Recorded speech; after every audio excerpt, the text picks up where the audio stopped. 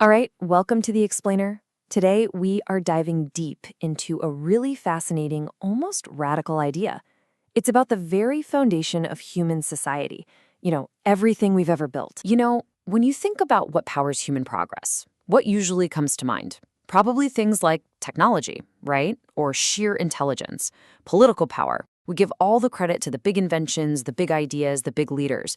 But what if the real driving force is something way more personal, something that happens inside every single one of us? So, the source material we're digging into today makes this incredibly bold claim.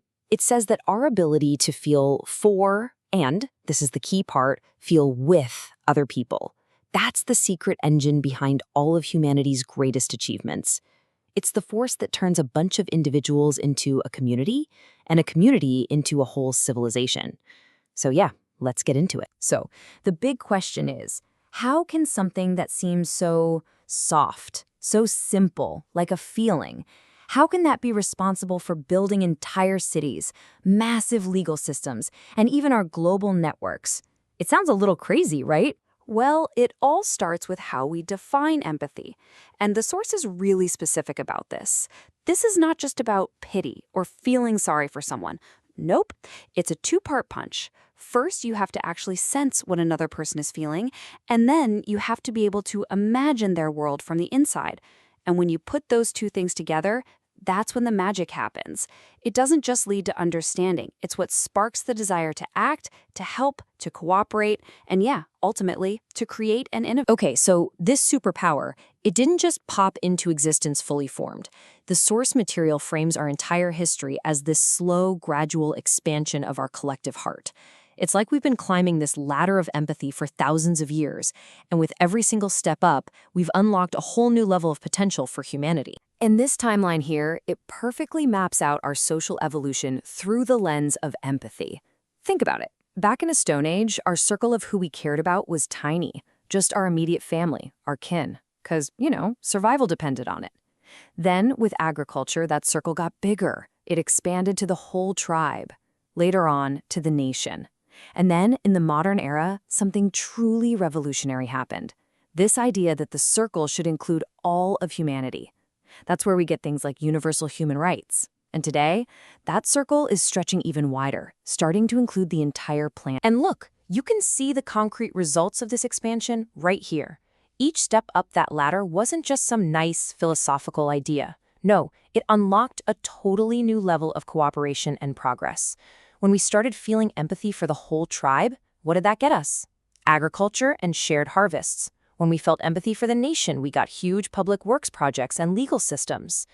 Empathy for all humans, that powerful feeling that slavery was just wrong, that's what fueled abolitionist movements. And right now, today, our growing global empathy is what's driving things like climate accords and international aid. So, okay, if empathy is our big human superpower, then why do so many of us feel so disconnected? Especially at work, right? It feels like a paradox. Well, this brings us to a really modern problem that the source calls the I-it trap. And this trap, it leads straight to what's called emotional isolation. The source calls this emotional isolation, and I think we all know this feeling. It's that sinking sensation of being trapped inside your own head with all your worries and anxieties. You're just completely convinced that nobody else could possibly get what you're going through. I mean, does any of this sound familiar? These are those little scripts that play in our heads, right? The ones that build the walls of isolation. We end up censoring ourselves because we're afraid of being judged or misunderstood. And the source makes a great point. These thoughts are super, super common, especially at work, where we feel all this pressure to seem like we've got it all together, to be invulnerable. So there's this philosopher, Martin Buber. He's mentioned a lot in our source material, and he gives us this really powerful way to think about this. He calls this default transactional mode the I-it relationship. In this I-it world, people aren't really people. They're just functions. She's my boss. He's my client. They're a cashier. The whole relationship is just based on what they can do for you, on utility. And look, this I-it way of doing things, it's efficient, for sure. It's great for simple tasks, it's predictable, it feels safe, and it gets the basic job done. But And this is a huge but. It creates zero synergy. There's no spark, no innovation, no real community. If you have a team of 10 people all stuck in I-it mode, you just have 10 separate individuals. The math is just simple addition. 1 + 1 will only ever equal 2. So what's the alternative? How do we actually break out of that functional, transactional trap and unlock all that amazing potential that empathy promises? Well, this brings us to Buber's big breakthrough idea, the I-thou connection. Just look at the contrast here. The I-thou relationship is a completely different ballgame. It's about seeing the whole, unique, one-of-a-kind person in front of you, way beyond their job title or their function. Communication isn't just about swapping data anymore. It's about having a real, genuine encounter.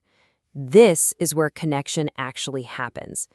It's a lot less predictable, for sure, but man, is it transformational. So how do we get there? How do we make that leap?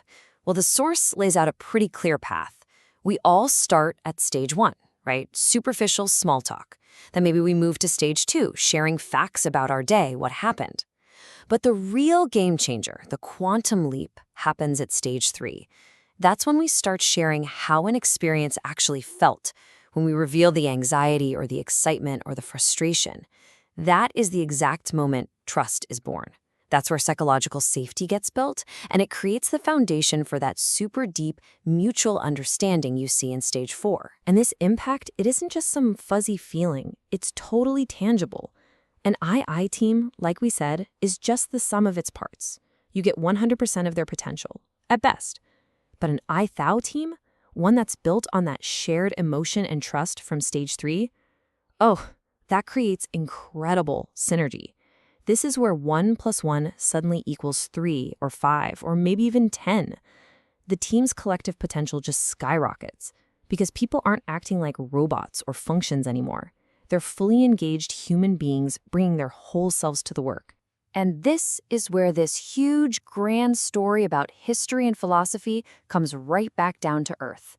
Right back to you, here and now, in your everyday conversations. So how do you build that bridge from I-it to I-thou? It's built with one specific thing. Honestly sharing how you feel. That's it. Every single time you choose to go beyond just the facts and say something like, that experience actually made me feel pretty worried, or I'm genuinely excited about this. You are actively, in that moment, turning a transactional relationship into a transformational one. See, you're not just being vulnerable for the heck of it. You're actually doing the fundamental human thing that creates community. You are unlocking a level of creativity and trust and potential that literally cannot exist in a world that's purely functional, a world that's all I-it. You are making the whole so much greater than the sum of its parts. So let's end on this one last really powerful thought from the source material. For centuries, we've kind of been taught that our emotions are like a messy bug in our programming, right? A weakness that we have to suppress. But all of history shows the exact opposite. Our ability to share what we feel, that's not a bug. It's the key feature. It's what allowed us to cooperate, to progress, and to build everything we hold dear. The entire human project was built on empathy. So the only question left is, how are you going to continue the build?